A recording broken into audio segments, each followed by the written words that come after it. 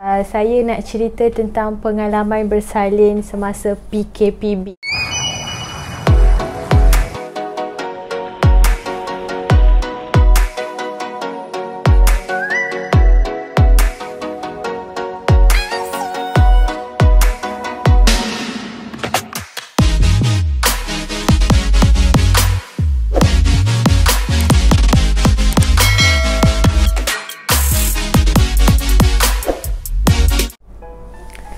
Okay, hai, Assalamualaikum warahmatullahi wabarakatuh. Okay, this one sebelum saya start, this one sebenarnya actually my husband punya channel lah, tapi saya share dengan my husband channel YouTube ni. So yang mana baru nak tengok YouTube kami, boleh subscribe and like YouTube sebelum ni. Okay, sebab saya akan share banyak konten lepas ni. Nama je channel husband saya, tapi saya akan menguasai channel ni after this.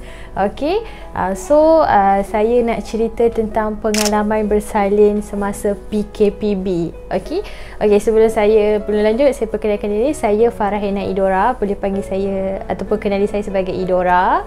So saya adalah first mom kepada anak lelaki, baby boy, yang telah melahirkan pada 13 hari bulan 8 2020. Masa tu kes COVID-19 baru nak turun, and now dah naik balik. So saya nak cerita daripada journey saya lah sepanjang saya mengandung sampai saya bersalin. Okay, sebab sepanjang saya mengandung dan bersalin adalah di musim PKP, PKPB, PKPD, macam-macam PKP lah yang saya telah lalui sepanjang tempoh saya mengandung dan bersalin. Okay, so sebab saya percaya ramai yang tertanya-tanya lah, sebab saya rajin follow group Facebook ibu-ibu hamil dan sebagainya. Ramai yang tanya, musim PKPB ni suami boleh masuk ke dalam labor room? Macam mana proses, macam mana flow untuk kita check up, untuk kita daftar diri kita, macam mana kita nak bersalin, suami boleh datang melawat ke, boleh azankan anak ke. So hari ni saya akan kongsi sedikit lah pengalaman saya. Okay, so saya disahkan mengandung waktu hujung bulan 12, iaitu masa tu saya bernikah pada bulan 11 dan saya disahkan mengandung hujung bulan 12 lah.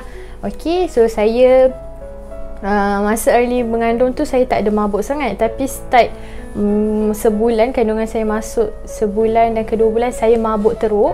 Mabuk yang sangat teruk lah, sampai saya hyperrem. Hyperrem tu maksudnya saya tak ada air dalam badan lah. Saya keluar masuk hospital, saya dah masuk hospital. Saya orang Selangor, so saya dah masuk hospital Tanjung Karang, Shah Alam, Sungai Buloh. Sungai Buloh lah paling kerap saya masuk, berkali-kali saya masuk sebab saya punya hyperrem. Okay, masa tu HB saya, berat saya semua okey, cuma masalah hyperrem je. Saya mabuk yang tak boleh makan, tak boleh minum apa-apa langsung, bau and everything semua tak boleh. Memang saya terlantar sahaja. Yang sekali saya masuk hospital, memang akan berbotol-botol, pint botol tu akan drip air masuk dalam badan lah. Okay, masa tu kes COVID dah start tinggi lah. Masa tu tengah start nak naik kan, awal tahun hari tu. So masa tu sangat strict. Saya masuk masa tu memang ambulans yang hantar saya daripada KK Kesihatan. So ambulans yang terus hantar saya pergi hospital. Memang suami hanya boleh ada ketika daftar sahaja, IC, baik daftar nama kita kat kaunter. Dan lepas tu semua adalah sendirian berhad, dan nurse dan doktor lah, pertolongan nurse dan doktor dan PPK dan sebagainya. Memang suami langsung tak boleh masuk, tak boleh datang melawat. Kalau nak hantar barang pun dia hanya boleh hantar dekat guard sahaja. Okay, saya dah masuk 3 hospital, Tanjung Karang, Sungai Buloh dan Shah Alam. Memang langsung sama je prosedur dia, memang suami tak boleh masuk. Okay, after that masa yang kita tengah PKP tu, yang memang Sungai Buloh close hospital, dia tak terima langsung pesakit dan saya dihantar ke Shah Alam lah. Saya keluar masuk ke Shah Alam. Dan Shah Alam pun sama prosedur dia. Memang suami hanya boleh dekat guard sahaja. So masa tu saya mabuk sampailah saya masuk trimester kedua. Trimester kedua dalam kandungan dah masuk 4 bulan lebih tu, saya punya mabuk completely hilang lah. Okay, dan masalah lain pula datang. Saya punya HB pula tak cantik. Okay, ibu-ibu yang sekarang ni tengah ulang alik klinik, check up, dia mesti tahulah HB selalu nurse akan bising kalau HB kita tak cantik. Saya start masuk second trimester, HB saya drop, and lastly sampai kandungan saya 33 minggu, HB saya drop until 9. Sampai 9 sahaja bacaan dia. Memang masa tu saya keluar masuk again hospital sebab keadaan HB saya yang teruk, dan saya kena check up ke klinik kesihatan 2 minggu sekali. Dan saya dah tukar macam-macam ubat daripada Zincofer, Obimin, Iverec, Metofer, memang macam-macam, and semua saya tak boleh telan. Makan muntah, dan sampailah satu tahap doktor kata then stop, jangan makan apa-apa. So memang macam-macam dah saya minum jus tu, minum ni, makan tu, orang kata makan ni, makan tu, still HB saya drop teruk. Sampailah satu hari tu, masa kandungan saya 33 minggu, saya kat office, saya pitam dan saya jatuh. Saya terus dihantar ke hospital Sungai Shah Alam sebab saya bekerja di Shah Alam. Dan saya terus warded. Okay, saya warded tu masa tu kandungan saya 33 minggu, saya di wardedkan labor room.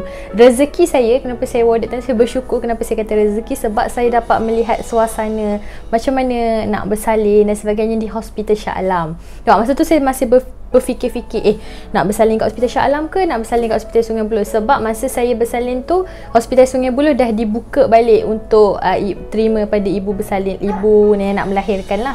Okay, sebab sebelum ni dia jadi pusat kuarantin COVID-19 kan, tapi now dia dah buka balik. So masa tu saya tengah berkira-kira nak hospital Kelang ke, hospital Shah Alam ke, hospital Sungai Buloh.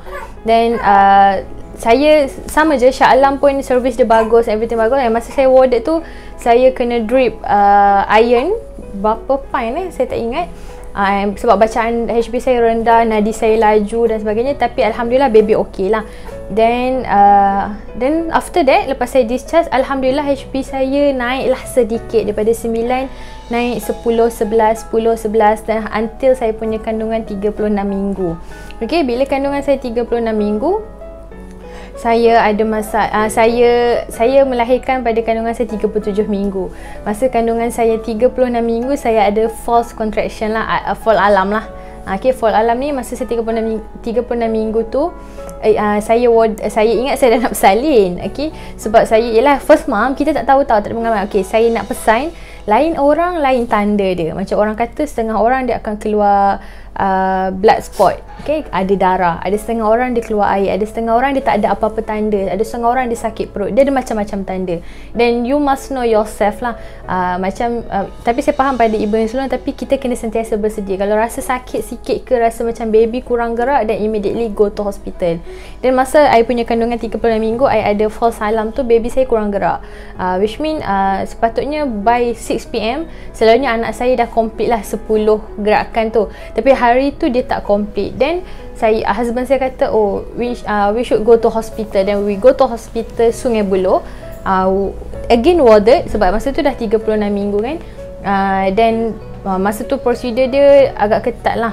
Suami hanya boleh hantar di depan pintu masuk labor room tu sahaja, yang dekat kaunter pendaftaran depan tu suami hanya boleh masuk kat situ dan daftar dan sebagainya. Dan kita terus memang, tapi bestnya time PKPB ni flow dia sangat laju, you tak perlu tunggu lama. This is my punya experience lah, orang lain saya tak pasti, tapi saya sampai je daftar dan sebagainya terus masuk. Dia tak bagi tunggu lama sebab dia tak nak kita contact dengan ramai orang kan. Dia terus hantar kita masuk. And bila saya masuk kat dalam je, depan ruang labor room tu pun tak tunggu lama. Masa saya 36 minggu tu, doktor terus panggil, check.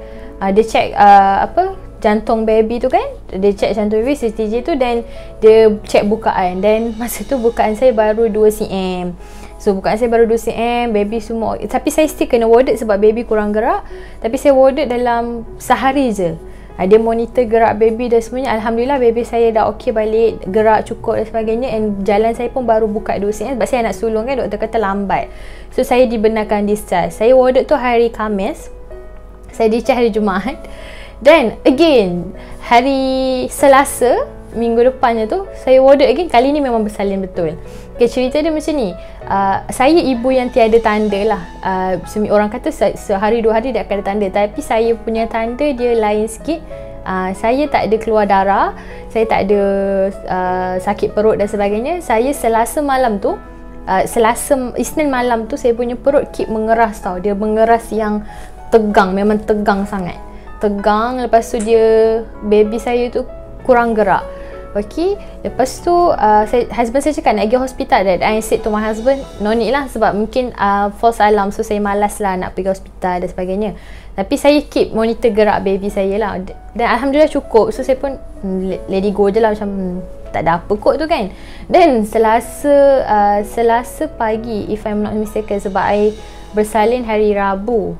I bersalin hari Rabu ke Khamis I bersalin 13 bulan 8 hari Khamis, hari Rabu. Rabu. Okay, I bersalin hari Rabu. So hari Selasa tu malam tu dia sakit yang dia bukan sakit, dia just perut tu mengeras, rasa macam you baring kanan tak selesa, baring kiri tak selesa. Dan husband I punya insting lah, selalunya ibu-ibu sama ada kita ataupun suami kita, dia ada insting, dia rasa macam oh dah sampai masa. And masa tu hati saya kuat mengatakan yang saya dah nak bersalin. Masa tu 37 minggu 2 hari. Okay, saya cakap dengan husband saya, tak sedap hati lah. Dan sepatutnya husband saya tak cuti pun, tapi pagi tu dia kata pukul 3-4 pagi tu dia kata dia tak nak kerja lah esok sebab dia rasa saya macam nak bersalin. Lepas tu saya kata kerja je lah. Dan saya tidur je macam biasa. Sebab sepanjang malam tu saya memang tak boleh tidur. Sebab dia bukan sakit, dia mengeras lah perut tu. Lepas tu lepas subuh, saya bangun subuh. Lepas subuh tu saya tidur balik. Lepas saya bangun pada subuh tu, saya bangun je daripada katil, saya duduk, saya rasa macam ada air lah. Lepas tu saya cakap dengan my husband, kencing ke? Saya ni kencing ke? Saya terkucil ke kan? Tapi bila bau dia tak ada bau hancing dan sebagainya. Okey, air ketuban dia jernih tau. Memang jernih sangat-sangat. Dia tak macam keputihan, dia tak macam tak ada bau lah. Okey, lepas tu saya pegang, saya cakap dengan my husband, oh keputihan kot. Asyik tu my husband lah, buka air ketuban. Yelah tak ada pengalaman kan. Dan my husband kata, no lah air ketuban kot tu. Lepas tu saya kata, tak lah, bukan kot keputihan. Saya pun buat tak tahu je lah. Saya buat tak tahu. Lepas tu I bangun pergi toilet. Masa kat dalam toilet tu dia burst. Dia keluar mengalir dekat kaki, macam dalam drama tu kan. Dia keluar mengalir dekat kaki tu memang sangat banyak. Saya tak boleh kontrol, saya tak boleh tahan. Dan saya cakap, oh this is not air kencing. Sebab saya tak boleh kontrol, dia memang keluar sahaja. Dan saya siap-siap, saya mandi apa semua, still relax lagi lah. Dan pergi hospital Sungai Buloh. Saya bersalin di hospital Sungai Buloh. Dan hari Rabu pagi saya sampai hospital pukul 9 pagi, almost to 10 lah, pukul 10. Sangat laju. Saya sampai je, diorang terus daftar. Sebab saya dah ada record, sebab saya baru je discharge hari Jumaat lepas tu kan. Lepas tu saya dihantar masuk dan terus cek jalan. Memang bukaan dah 3 cm to 4 cm lah, 3 to 4 cm. Dan masa doktor tengah selok nak cek jalan tu, air ketuban saya pecah, buff, atas katil. Dan I keep cakap dengan doktor, tak apa ke air ketuban dia pecah atas katil. Dan doktor kata it's okay puan, just baring. And saya puji sangat staff and doktor Hospital Sungai Buloh. Mungkin rezeki saya lah, sangat bagus. Servis diorang sangat baik, sangat sabar apa semua. Dan doktor kata, oh puan dah nak labor ni sebab air ketuban puan dah pecah dan bukaan pun dah nak masuk ke 3 ke 4 cm. Okay, tapi saya masa tu belum ada contraction, very mild, memang tak ada rasa pun. Lepas tu doktor kata memang anak sulung selalunya contraction agak lambat. Bukan contraction agak lambat, bukaan jalan dia agak lambat. Okay, so saya pun cakap dengan my husband, saya WhatsApp sebab my husband memang tak boleh masuk. Okay, ibu-ibu suami hospital kerajaan, suami memang tak boleh langsung masuk temai dalam labor room, tak boleh langsung naik ward. Cuma masa rezeki saya tu, suami hanya boleh dibenarkan masuk untuk azan. Mungkin azan dan keluar dalam 10 minit je guard bagi. Tapi sekarang saya difahamkan, sebab kawan saya baru lepas bersalin, suami azan pun dia tak boleh masuk. Buat sekarang lah sebab COVID tengah naik balik kan, kes tengah naik balik, azan pun suami tak boleh masuk. You mungkin boleh minta tolong doktor ataupun mobile phone lah, call. Memang suami tak boleh masuk. Tapi rezeki saya waktu bulan 8 tu, suami masih boleh masuk dan 10 minit je dia bagi. Tapi sepanjang dekat labor room memang you sorang-sorang. Tapi jangan risau sebab doktor nurse sangat supportive, sangat baik. Okay, saya pun first mom, saya memang dah mental prepared lah. I always said to my husband, ni anak sulung, first time to labor, tapi saya sorang-sorang. Dan my husband keep cakap, jangan risau, dia sentiasa ada kat luar. Memang my husband langsung tak balik. My husband ada dekat luar, dekat depan pintu tu, daripada saya sampai ke 10 pagi. And saya bersalin esok paginya pukul 6:04 pagi. Almost 19 hours, 19 jam saya tahan contraction. Dan suami saya sentiasa ada di depan lah. So saya lega, saya tahu walaupun dia tak teman saya dekat labor room, tapi dia sentiasa ada. Dan dia keep WhatsApp saya. Okay, masa contraction saya dah buka 4 cm, contraction saya very slow. Contraction saya pagi tu dia kata 3 to 4 cm, petang pukul 6 petang still 4 cm. Tengah hari tu saya dah lunch lah, sebab dia kata puan lunch je macam biasa sebab kita nak ada tenaga. Okay, ibu-ibu make sure lunch, make sure makan. Memang sakit tapi you kena makan. You kena ingat, kalau you tak makan, you tak ada tenaga untuk push. Macam silap I just makan waktu lunch tu je, sebab I cakap I labor pukul 6 4 pagi esok ni kan. I makan waktu lunch tu. Lepas tu I dah sakit, I dah tak nak makan. Sebab air ketuban I bila pukul 6 petang tu dia scan, dah habis langsung. Air ketuban I dah habis. And doktor cakap, puan kalau malam ni tak labor juga, kita akan emergency Caesar. Sebab baby pun dah kurang aktif. Dia cakap macam tu. Lepas tu I pun aku cakap dengan my husband, oh okey lah, tak apalah, kita doa lah supaya kita apa-apalah yang terbaik. Saya cakap dengan my husband macam tu. Then saya keep doa dalam hati, saya tak nak langsung Caesar. Sebab untuk ibu-ibu, sebab lepas ni tolonglah subscribe. Sebab saya lupa nak cakap, saya punya kerjaya I'm a physiotherapist. Saya seorang physiotherapist. So milestone anak ni, perkembangan anak ni saya akan banyak share lepas ni, sebab saya memang bekerja dalam bidang tu. Okay, so jangan lupa tengok video-video after this. Saya akan buat dengan demonstrasi dekat anak saya lah. Okay, lepas tu saya ditolak masuk labor room masa pukul 10 malam. Sebab masa tu bukaan dah 4 ke 5 cm. So ditolak masuk labor room. Okay, bila saya ditolak masuk ke labor room, masa tu contraction saya dah very high, dah tinggi sangat-sangat lah. Memang masa tu rasa macam besi katil tu bergegar tu, sakitnya menahan contraction tu. Ya Allah, memang sangat sakit. Tapi macam saya cakap, saya alhamdulillah, saya fizioterapis. Saya selalu ajar ibu-ibu yang bakal bersalin cara breathing, exercise breathing dan sebagainya. Dan saya apply benda tu dekat diri saya sendiri. Tapi again, walaupun you a physiotherapist, you selalu ajar pesakit lain, bila time you yang nak hadap, you lupa benda tu semua. I lupa, serius. Waktu tengah sakit tu I lupa. Tapi tu cakap, nurse dekat hospital Sungai Buloh very supportive. Masa I dekat labor room, hanya ada seorang nurse yang akan memang sentiasa ada satu dekat dalam labor room, satu bilik dekat I tu yang memang akan monitor I 24 jam. Dia memang tak keluar, dia dekat dalam tu. Yang setiap kali contraction I datang, dia akan cakap, puan ambil nafas, hembus ambil nafas. Dia akan keep nasihat, dia akan usap-usap badan I. Dia sangat bagus lah. Saya berterima kasih sangat dengan nurse tu. Dan masa saya punya contraction dah tinggi sangat, bukaan saya masih 5 cm. Doktor dah cakap very slow progression lah. I dah risau.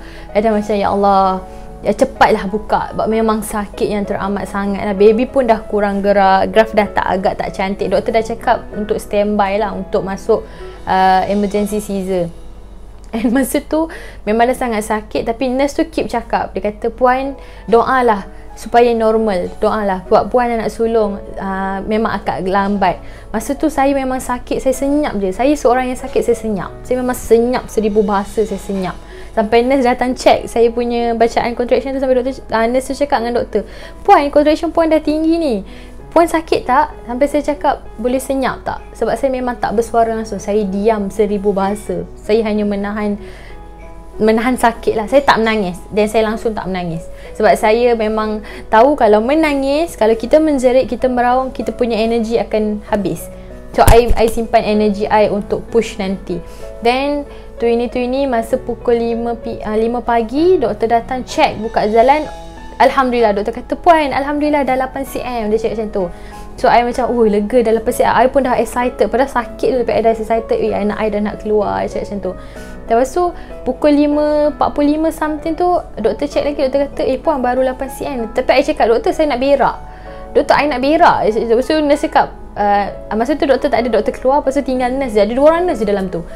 Nurse, I nak berak. So nurse cakap, then berak lah. Nurse tu cakap. Lepas tu I kata, I nak berak. Macam tu. So nurse kata, then berak lah. Nurse macam tu. So saya macam, boleh ke berak atas katil? Dia kata, berak lah. Lepas tu dia kata, sebenarnya saya nak meneran sebenarnya, tapi bukaan baru 8 cm. Lepas tu dia kata, dia pun slow je lah. Dia baru nak pakai glove dan sebagainya. Sebab dia tak rasa pun saya nak bersalin lagi, nak push lagi kan. Lepas tu saya memang dah tak tahan. Memang rasa dia, rasa macam kita nak membuang tau. Rasa nak membuang yang teramat. Saya memang tak boleh kontrol. Saya cakap, nurse, saya nak push. Dan nurse kata, dan dia tolak kaki saya kangkang, dia suruh saya push. Dan bila saya push, betul kepala baby dah keluar. dah turun. Nurse terus kalang kabut pakai glove semua. Nurse terus cakap, puan, kepala baby dah keluar, kepala baby dah nampak. Dia macam tu, kalang kabut dia pakai glove semua. Alhamdulillah, macam saya cakap, rezeki saya. Sebab saya pandai push, saya control breathing saya 2 kali push saja. Saya 2 kali teran je. Anak sulung selalunya terang akan lambat, lama kan, sebab kita anak sulung. Tapi sebab I keep practice, so masa nanti saya akan buat satu video terangkanlah macam mana cara push yang betul, senaman pernafasan yang betul ketika sakit, ketika nak push lah. Dan saya alhamdulillah, saya sangat, nafas saya sangat panjang dan saya boleh tahan sangat lama. Saya push 2 kali, keluar, baby saya keluar. Dan selepas keluar tu memang lega sangat-sangat. Okey, dan lepas keluar nurse jahit lah. Jahit saya still kena gunting lah, sebab anak sulung jahit macam biasa. Dia tengok saya okey, tak ada apa-apa, tak ada pening, dan saya terus ditolak naik ward. Saya naik je ward. Nurse terus cakap, okey puan, boleh call husband untuk azankan anak. Okey, saya call husband saya dan guide bagi pelepasan untuk husband saya naik, dan husband saya azankan anak. Dia bagi masa 10 minit dan husband saya azankan anak. Tapi lepas azan memang terus balik. Dia tak boleh tunggu. Dia bagi uri dan terus balik. Okey, saya kena warded 5 hari sebab anak saya kuning. Lepas tu saya pula masa tu ada positif GPS, kuman tu. Dan saya kena on antibiotik, anak saya pun kena on antibiotik. So saya kena warded 5 hari. Sepanjang 5 hari tu memang tak ada sesiapa boleh melawat, suami tak boleh melawat, sesiapa pun tak boleh datang. Kalau nak hantar makanan pun hanya dry food sahaja, macam roti, air je. Makanan luar tak boleh memang, tapi hantar pun kat bawah, guard yang akan hantar bawa naik atas. Suami memang tak boleh naik langsung. Dan sampailah until you discharge pun, you kena tunggu suami you naik, ambil receipt, ambil surat pengesahan yang mengatakan you dah discharge. Dia kena turun bayar dekat lembaga hasil, dan dia kena naik lagi sekali ambil air dengan anak air, dan dia kena serahkan surat tu. Masa discharge tu semua all the document doktor akan bagilah. Dan masa nak discharge tu kita akan ada 3 kali kena tahan dekat guard. Dia akan check kita punya gelang. Gelang memang tak boleh hilang Gelang kita, gelang anak yang kat kaki anak tu jangan hilang. Sebab gelang tu lah kunci untuk kita keluar daripada hospital. Sebab dia akan check. Sebab dia orang yang akan potongkan gelang tu di guard yang paling bawah sekali sebelum kita keluar daripada pintu hospital. Sebab dia akan ada 3 guard. Guard depan, guard lift dan guard bawah sekali. Guard yang last tu yang akan gunting Sebab saya mungkin dekat hospital Sungai Buloh kot, hospital quarantine kan. So dia agak ketat lah prosedur dia. Dan saya dihantar melalui kerusi roda sampai ke parking kat bawah. Tu saya cakap nurse dengan PPK, doktor dekat hospital Sungai Buloh very superb lah. Okay, so buat ibu-ibu yang bakal bersalin, bakal lah nak bersalin, bakal nak melahirkan, nasihat saya ataupun pesanan saya, jangan khawatir, jangan risau, control your breathing, keep bercakap dengan anak, cakap keluarlah dengan selamat. Yang first kali adalah doa dan breathing yang very important. And push tu make sure jangan angkat punggung, and make sure jangan jerit, jangan nangis, jangan rasa macam husband tak boleh masuk, you sedih apa semua. Jangan buang negative mind tu, fikir you nak keluarkan anak you sahaja. InsyaAllah doktor dengan nurse very supportive, and you akan labor dengan sangat mudah. Okay, so itu je perkongsian daripada saya yang melahir waktu PKPB. Okay, bye. Assalamualaikum warahmatullahi wabarakatuh.